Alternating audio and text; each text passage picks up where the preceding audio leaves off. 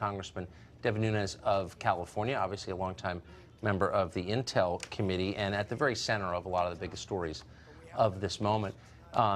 Congressman, thanks very much for joining us. I wanted to ask you about something specific, not directly related to your work in the House, and that's the news today that a Senate committee has subpoenaed the president's son, Donald Trump Jr., Senate, of course, still in Republican hands, that committee run by Senator Burr of North Carolina, Republican. Why are your colleagues in the Senate pursuing a story that we now know wasn't real? Why is this continuing? I'm assuming because the Senate numbers are so tight and so close with Republicans versus Democrats. Yes. And, you know, in the House, it's whoever has the gavel has all the power. Right. So in the Senate, they have to have some type of agreement. So I'm assuming that they believe that they can get, if you can believe this, they're going to take Cohen's word. Cohen, who's in jail, they're going to take his word.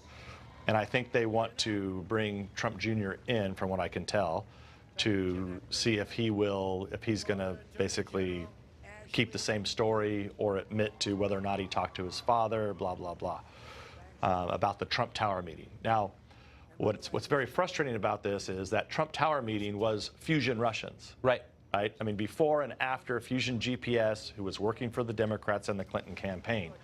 So what's frustrating about both the Mueller report, and I'm not sure exactly what the Democrats and the Republicans are doing in the Senate, but nobody seems to be getting to the bottom of Fusion GPS's involvement in the Trump Tower meeting. Now, as you know, the Republicans, we finished our investigation, so there was no collusion.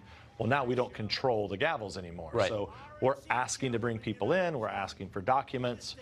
We do what we can, but it's quite frustrating. But the bottom line, to answer your question, is my guess is this is something that Warner, the Democratic senator, wanted, probably in order to close the Senate report out.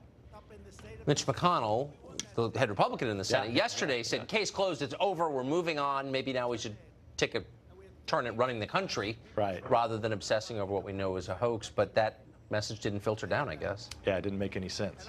No. Didn't make any sense.